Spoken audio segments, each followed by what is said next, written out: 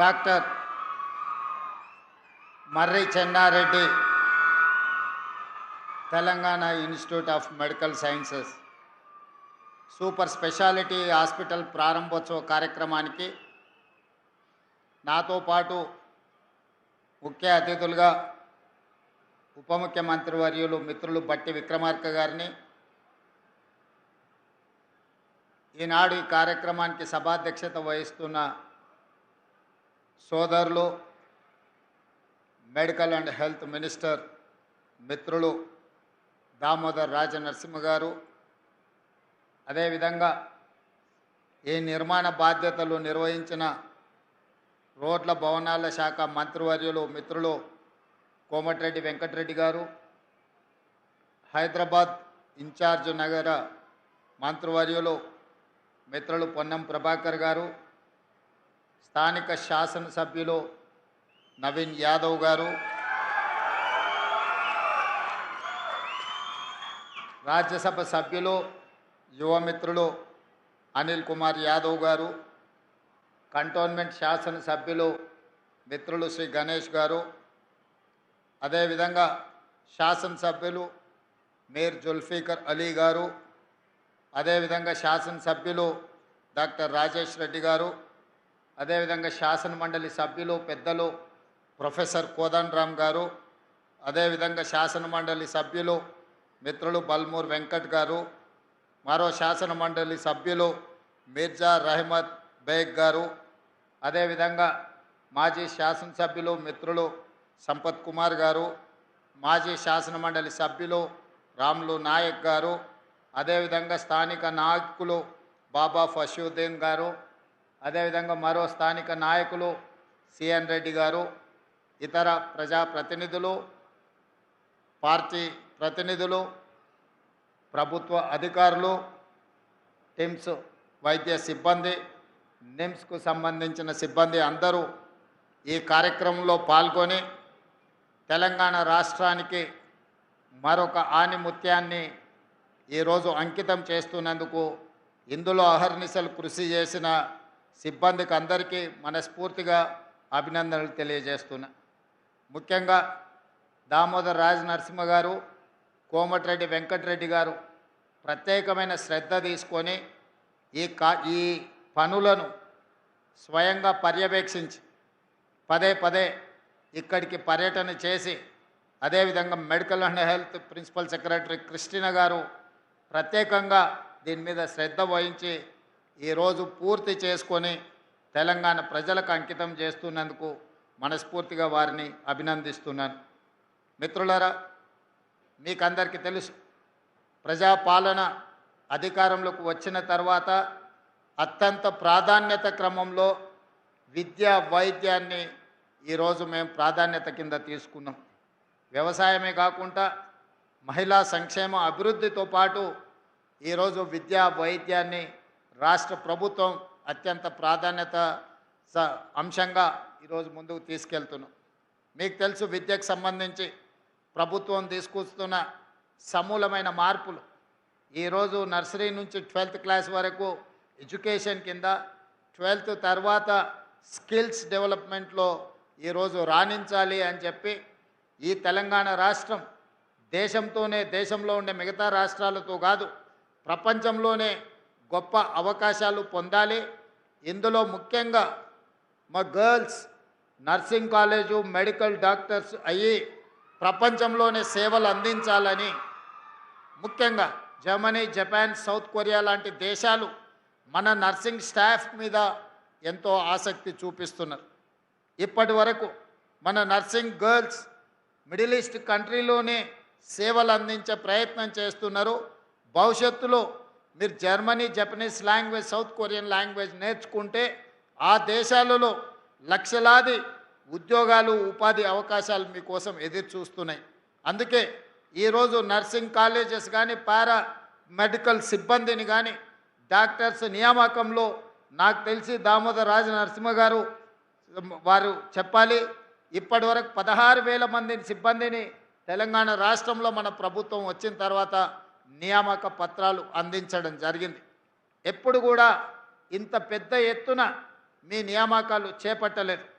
ఈరోజు పేదల ఆరోగ్యము మా బాధ్యతగా మేము భావిస్తున్నాం. ఈరోజు విద్య మీద పెట్టే పెట్టుబడి కానీ లేకపోతే వైద్యం మీద పెట్టే ప్రభుత్వం కేటాయించే నిధులు దీని ఖర్చు కిందనో సంక్షేమ పథకం కిందనో చూడట్లేదు. మేము భవిష్యత్తు కోసం పెట్టుబడి పెడుతున్నామని మేము భావిస్తున్నాం. ఈరోజు ఒక పేదవాడి కుటుంబంలో పిల్లల చదువులు తల్లిదండ్రుల వైద్యమే అత్యంత ఖరీదైనదిగా మారింది.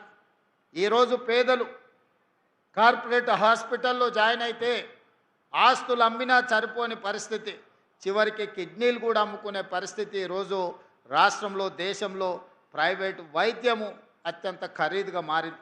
అందుకే ఈనాడు రాష్ట్ర ప్రభుత్వం సంపూర్ణ అవగాహనతోని రాష్ట్రంలో ఉండే ప్రజలు 4 కోట్ల ప్రజలకు ప్రతి వాడికి వైద్యాన్ని అందించాలి. ఆ వైద్యం ఉచితంగా ఉండాలి. ముఖ్యంగా మనిషి ఆరోగ్యంగా ఉండాలి అంటే గుండె కిడ్నీలు బాగా ఉండాలి.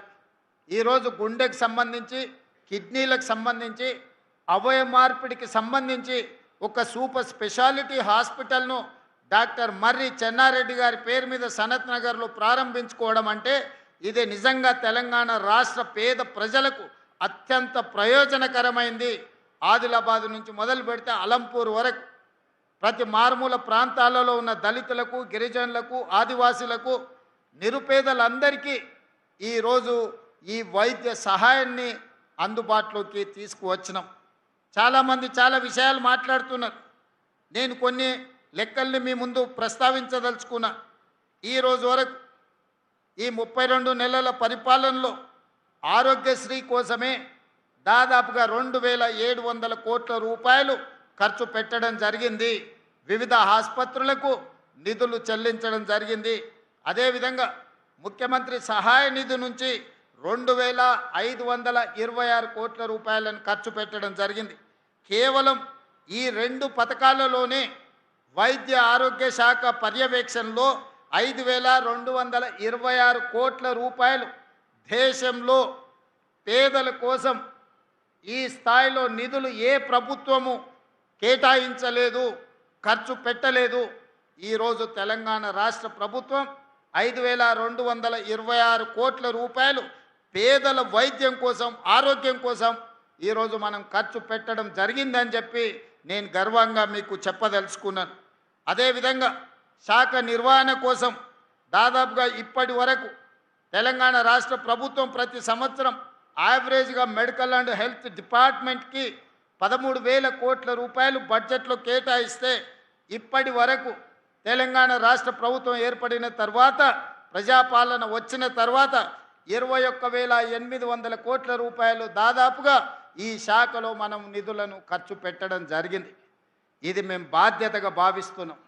ప్రజలు మా మీద పెట్టుకున్న నమ్మకానికి విశ్వాసానికి ప్రతీకగా నిరంతరం మేము పరితపిస్తూ నిరంతరం జాగ్రత్తగా రూపాయి కూడబెట్టి ఈరోజు పేదల వైద్యానికి ఈరోజు ఈ నిధులను అందుబాటులోకి తీసుకొచ్చినాం. ఉస్మానియా హాస్పిటల్ నిజాం సర్కారు 100 సంవత్సరాల పైగా ముందు పేదల కోసం ప్రారంభించిన హాస్పిటల్ అది కూలిపోవడానికి సిద్ధమై అక్కడ వైద్యాన్ని అందించడానికి కష్టమై వర్షాలు వచ్చినప్పుడు హాస్పిటల్ లోపలికి వరదలు వస్తే అక్కడ పేదలకు వైద్యం అందించడం కష్టమైంది. 10 సంవత్సరాల అధికారంలో ఉన్నవాళ్ళు ఉస్మానియా హాస్పిటల్ని ఇంకొక దగ్గర నిర్మించాలన్న ఆలోచన కూడా వాళ్ళకు రాలేదు, నిర్ణయం తీసుకోలేదు. కానీ మన ప్రభుత్వం వచ్చిన తర్వాత ఉస్మానియా హాస్పిటల్ పక్కనే గోష మహల్లో 30 ఎకరాలలో 2700 కోట్ల రూపాయలతోటి 2000 పడకల మల్టీ సూపర్ స్పెషాలిటీ హాస్పిటల్ని ఉస్మానియా దగ్గర ఈరోజు మనం నిర్మించుకుంటున్నాం. తొందరలోనే మనం పూర్తి చేసుకోబోతున్నాం. సనత్ నగర్లో టెంకాయ కొట్టిండ్రు, నిధులు నిర్మాణం మర్చిపోయింది. అల్వాల్లో టిమ్స్కి టెంకాయ కొట్టిండ్రు, నిధులు నిర్మాణం మర్చిపోయిండ్రు. ఎల్బీ నగర్లో టిమ్స్ హాస్పిటల్కి టెంకాయ కొట్టిండ్రు, నిధులు నిర్మాణం మర్చిపోయిండ్రు. వరంగల్లో కూడా పెద్ద హాస్పిటల్ని కడతామని ఉన్నదాన్ని నిర్వీర్యం చేసి కొత్త నిర్మాణం కోసం ఉపన్యాసాలు ఇచ్చి అది కూడా మర్చిపోయిండ్రు. అందుకే మన ప్రభుత్వం వచ్చిన తర్వాత అత్యంత ప్రాధాన్యతలో భాగంగా ఉస్మానియా హాస్పిటల్, సనత్ నగర్ టిమ్స్ని, అల్వాల్ టిమ్స్ని, ఎల్బీ నగర్ టిమ్స్ని, వరంగల్లో ఉండే హాస్పిటల్ని ఈరోజు అత్యంత ప్రాధాన్యతతో నిధులు కేటాయించి నిర్మాణాలు వేగంగా పూర్తి చేస్తున్నాం. ఇవన్నీ హాస్పిటల్ పూర్తి అయితే 10,000 పడకల ఆసుపత్రులు ఈరోజు తెలంగాణలో పేదలకు అందుబాటులోకి వస్తాయి. తద్వారా పేదలకు ఒక విశ్వాసాన్ని, ఒకనాడు జానపదాలలో పాడుకునే వాళ్ళు తెలంగాణ మారుమూల పల్లెల్లో నేను రాను బిడ్డో సర్కారు దావఖానకి అని. ఎందుకంటే 100 బాధలు ఒక్క పదంలో, ఒక్క జానపదంలో ఆనాడు చెప్పుకోవడం జరిగింది. ఈనాడు రాబోయే సంవత్సరంన్నర తిరిగే లోపల 2027 డిసెంబర్ 9 తారీఖు లోపల Osmania hospital, Alwal, LB Nagar and Warangal ప్రతి 6 నెలలకు ఒక హాస్పిటల్ని పూర్తి చేసి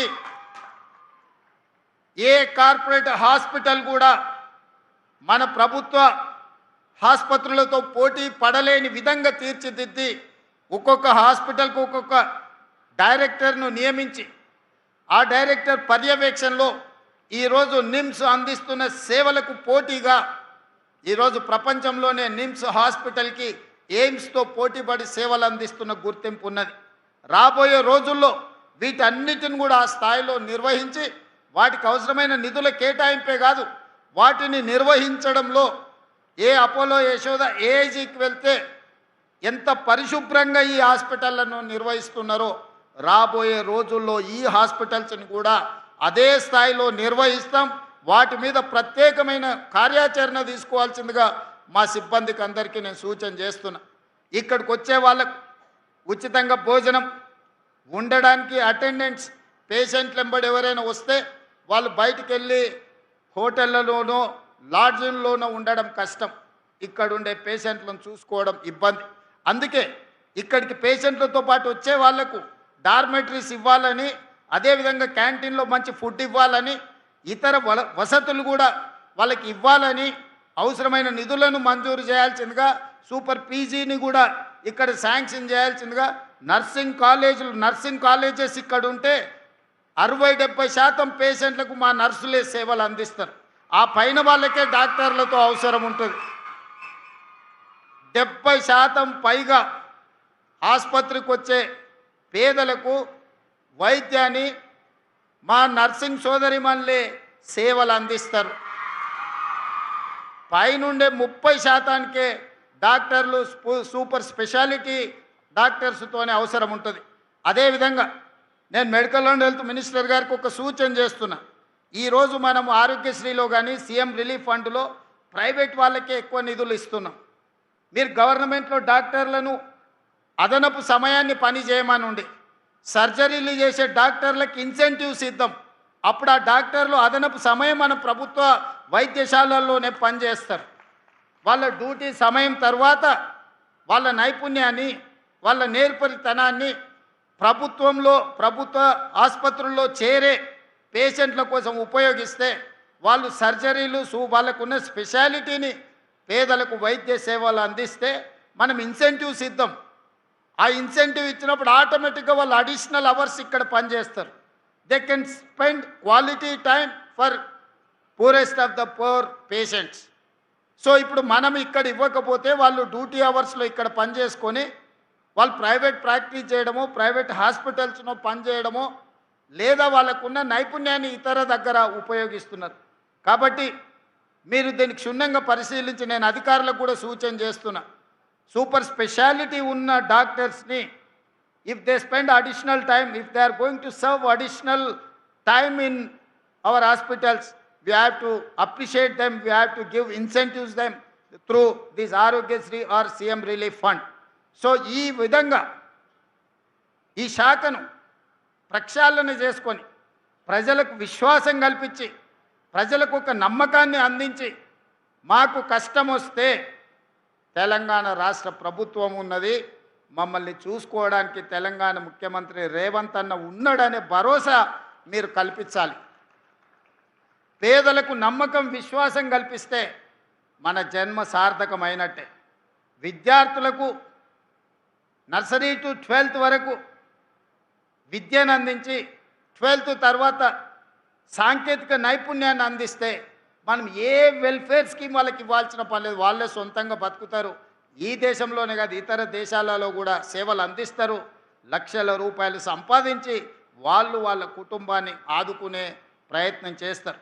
ఎవరు కూడా ఇష్టంతో సంక్షేమ పథకాలను తీసుకోరు ప్రభుత్వం నుంచి ఉచితంగా. కష్టం వచ్చినప్పుడు మాత్రమే సంక్షేమ పథకాలను ఉచితంగా తీసుకోవాలని ఆలోచన చేస్తారు. చాలామంది ఆత్మగౌరవంతో బ్రతకాలనుకుంటారు, కష్టపడి బతకాలనుకుంటారు, విద్య నేర్చుకొని సాంకేతిక నైపుణ్యాన్ని నేర్చుకొని సమాజంలో గౌరవం పొందాలనుకుంటారు. ఆ అవకాశాలు ప్రభుత్వం కల్పించలేనప్పుడే, ప్రభుత్వం అందించలేనప్పుడే సంక్షేమ పథకాల కోసం ఎదురు చూస్తారు. సంక్షేమ పథకాలను తగ్గించాలనుకుంటే సర్వస్వతంత్రంగా వాళ్ళ కాళ్ళ మీద నిలబడే విధంగా మన విధానాలను మనం అమలు చేస్తే ఏ ప్రజలు కూడా ప్రభుత్వం నుంచి ఉచితంగా ఆశించరు. అందుకే ఈరోజు మనం ఈ విషయాలకు సంబంధించి nursery to 12th class breakfast, lunch, education, school kit ఇవన్నీ ఇవ్వడంతో పాటు నాణ్యమైన విద్యను అందించాలి. 12th తర్వాత సాంకేతిక నైపుణ్యాన్ని మనం అందించాలి. దాని మీద పూర్తి స్థాయిలో మా సహచర మంత్రులు సమయాన్ని కేటాయించి ప్రజలందరికీ వివరించి ప్రభుత్వము పేద ప్రజల కోసమే పనిచేస్తుందనే నమ్మకాన్ని కలిగిద్దామని మీ అందరికీ విజ్ఞప్తి చేస్తూ, నిన్న మన ఒక ఆయన ఇక్కడికి వచ్చిపోయాడు. ఈ విషయాన్ని కూడా మీతో పంచుకోవాలి. సనత్ నగర్ ఎమ్మెల్యే గారు వాళ్ళ పార్టీ నాయకుడిని మనం పూర్తి చేసి ప్రారంభిస్తున్నామంటే ముందుగానే ఎట్లయినట్టు మనం రివ్యూస్ చేసినప్పుడు టీవీలలో పేపర్లలో వార్తలు వస్తాయి. వచ్చే నెలలో ముఖ్యమంత్రి గారు లేదా వైద్య ఆరోగ్య శాఖ మంత్రి ఉప ముఖ్యమంత్రి గారు సనత్ నగర్ హాస్పిటల్ని ప్రారంభించబోతుండు అని టీవీల పేపర్లో చూడంగానే పొద్దున్నే లేస్తున్నారు, పగటి వేషగాళ్ళలాగా తయారవుతున్నారు, ఇక్కడికి వచ్చి హడావిడి చేస్తున్నారు. ఆ సనత్ నగర్ ఎమ్మెల్యే గారు కేటీఆర్ గారిని తీసుకొచ్చి హాస్పిటల్ అంతా అక్కడ ఇక్కడ కళ్ళు తిరిగి చూసిండు. ఇది మేమే కష్టపడి కట్టినాం, రేవంత్ రెడ్డి గారు ప్రారంభిస్తున్నాడని ఆరోపణ చేసింది. నాకేం అభ్యంతరం లేదు. అట్లీస్టు వాళ్ళ ఆత్మ పరిశీలన చేసుకోవడానికన్నా పర్యటన పనికొస్తుంది. అయితే ఇది అయిన తర్వాత ఆ సనత్ నగర్ ఎమ్మెల్యే గారు చెప్పారు, ఈ వెనకాలనే ఎర్రగడ్డ మెంటల్ హాస్పిటల్ ఉంటుంది, ఒకసారి పోయి చూసిపోదామని. మనోనికి బుర్ర తక్కువ కదా, ఆలోచన ఉండదు కదా, దబదబా లోపలికి పోయిండు. లోపలికి పోతే అక్కడ అందరూ ఎవరి పనులు వాళ్ళు చేసుకుంటారు. ఒక పెద్ద మనిషి కళ్ళు మూసుకొని ధ్యానం చేస్తున్నట్టుగా ఆయన గత జ్ఞాపకాలను కుటుంబాన్ని గుర్తు చేసుకుంటూ ఆయన డీప్ ట్రాన్స్లో ఉంటే ఈ సనత్ నగర్ ఎమ్మెల్యే గారు పోయి ఊరుకుండక ఆయన భుజం తట్టి తాత తాత అని లేపిండు. కళ్ళు తెరిచి చూసిండు ఇద్దరు. ఏం సంగతి బిడ్డ అంటే, మా సార్ని గుర్తుపట్టినావు అని నేను చూపించాడు. లేదు బిడ్డ నేను గుర్తుపట్టలేదు అన్నాడు. ఆ సార్కు విపరీతమైన కోపం, ఉక్రోషం వచ్చింది. నన్ను గుర్తుపట్టవా తెలంగాణలో ఉండి? నా సంగతి మా నాయన సంగతి నీకు తెలియదా? నన్ను ఎట్లా గుర్తుపట్టవని? లేదు బిడ్డ నిజంగానే నేను గుర్తుపట్టలేదంటే, ఇగో ఆ టిమ్స్ సనత్ నగర్ కట్టింది నేనే, అల్వాల్ టిమ్స్ కట్టింది నేనే, ఎల్బీ నగర్ టిమ్స్ కట్టింది నేనే, అయినా నన్ను గుర్తుపడతలేవా అన్నాడు. ముసలాయన నింపాదిగా, ఊకుండు బిడ్డ ఊకుండు, నేను వచ్చినప్పుడు కూడా ఈ లోపలికి వచ్చినప్పుడు చార్మినార్ నేనే కట్టినా, గోల్కొండ నేనే కట్టినా, హైదరాబాదు నగరాన్ని నేనే నిర్మించిన చెప్పేటోని, డాక్టర్లు గుర్తుపట్టిర్రు, నా తిక్క కాస్త ఎర్రిగా మారిందని కరెంటు వైర్లు పెట్టి షాక్ ఇవ్వగానే ఇప్పుడు జర్ర సోయిలకు వచ్చిన, ఇక తొందరలోనే నేను ఇంటికి పోతున్నా బిడ్డ, నీకు కూడా ఈడ చేరితే ఒక వారం ఉంటే అతను ఏమనుకుంటున్నాడంటే ఇతను కూడా ఎర్రిలేసి తిక్కతోని ఎర్రగడ్డకు వచ్చిండు అనుకొని, నీకు కూడా ఏం కాదు బిడ్డ, డాక్టర్లు మంచోళ్ళు ఉండ్రు, ఈ కరెంటు వైర్లు పెడితే వారంలో నీకు నిజం అర్థమవుతుందని చెప్పిండు. గట్లున్నది ఆయన గట్టిన అనే కథ. నువ్వు కడితే 10 ఏళ్ళు టెంకాయ కొట్టనిక రిబ్బన్ కట్ చేయనిక నీకు సమయం దొరకలేదా? నిజంగానే నువ్వు సనత్ నగర్ టిమ్స్ కట్టినా, అల్వాల్ టిమ్స్ కట్టినా, ఎల్బీ నగర్ టిమ్స్ కట్టినా, వరంగల్ హాస్పిటల్ కట్టినా, ఉస్మానియా హాస్పిటల్ కట్టినా 10 సంవత్సరాలు చంద్రశేఖరరావు గారే ముఖ్యమంత్రిగా ఉన్నారు, హరీష్ రావు గారు వైద్య ఆరోగ్య శాఖ మంత్రిగా ఉన్నట్టున్నాడు, లేకపోతే ఇంకొక ఆయన ఉన్నట్టున్నాడు.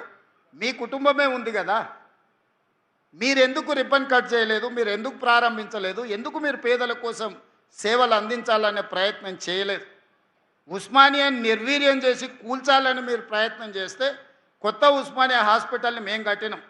మీరు జీవోలు ఇచ్చి టెంకాయలు కొట్టి మీరు ఏం కట్టుకున్నారు? 1000 ఎకరాలల్లో ఎర్రవల్లిలో ఫామ్ హౌస్ కట్టుకున్నారు. ఒక్క రోజన్నా ఆలస్యమైందా? జన్వాడలో 100 ఎకరాలలో ఫామ్ హౌస్ కట్టుకున్నావు నువ్వు, విలాసవంతమైన ఫామ్ హౌస్, వైట్ హౌస్ కూడా పనికిరానంత గొప్ప ఫామ్ హౌస్ కట్టుకున్నావు. ఒక్క రోజన్నా ఆలస్యమైందా? మీ చెల్లెలు శంకర్పల్లిలో ఫామ్ హౌస్ కట్టుకుంది, ఎప్పుడైనా ఆగిందా? మీ బావ మొయినాబాద్లో ఫామ్ హౌస్ కట్టుకున్నాడు, ఎప్పుడైనా ఆగిందా? మీ ఫామ్ హౌస్లో ఒక్కరోజు కూడా ఆలస్యం కాకుండా ఒక ఆయన 1000 ఎకరాలలా, ఇంకొక ఆయన 100 ఎకరాలలా, మీ చెల్లెలు 50 ఎకరాలలా, మీ బావ 25 ఎకరాలలా విలాసవంతమైన భవంతులు, పెద్ద పెద్ద గడీలు నిర్మించుకున్నారు. సరైన సమయంలో అవి పూర్తయినాయి. కానీ మా పేదలకు అందించే ఒక్క హాస్పిటల్ అన్న మీరు కట్టి చూపించిండ్రా, పూర్తి చేసిండ్రా, ప్రారంభించిండ్రా, పేదలకు వైద్యాన్ని అందించిండ్రా? ఇంకా కూడా ఆత్మ పరిశీలన చేసుకోకుండా ఏ మాత్రం సమాజం గమనిస్తుందని సిగ్గుపడకుండా నోటికొచ్చిన అబద్ధాలు చెప్పి బతకాలనుకుంటారు.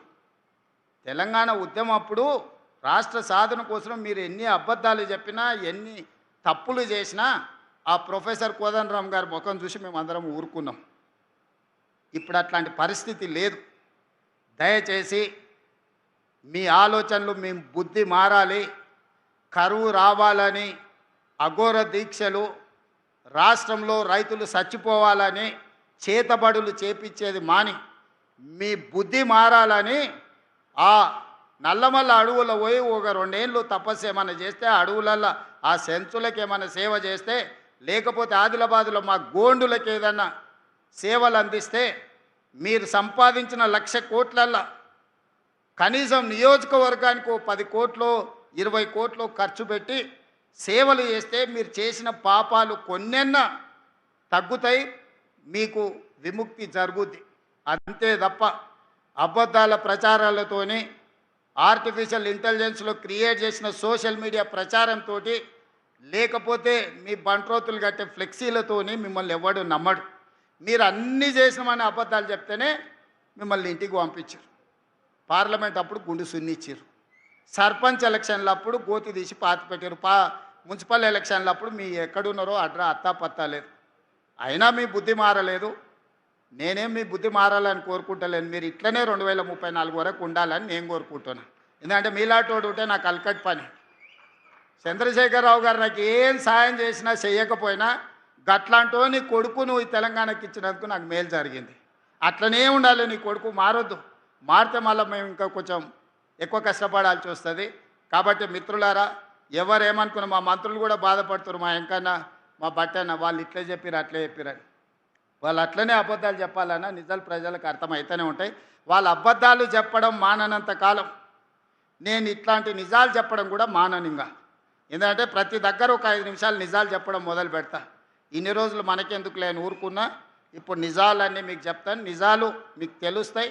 ఈ కార్యక్రమాన్ని ఇంత అద్భుతంగా నిర్వహించినందుకు ఈ సనత్ నగర్ టిమ్స్ సిబ్బందితో పాటు మా వైద్య ఆరోగ్య శాఖ మిత్రులందరిని కూడా మరొక్కసారి అభినందిస్తూ మీ అందరి దగ్గర సెలవు తీసుకుంటున్నా. ధన్యవాదాలు మిత్రులారా.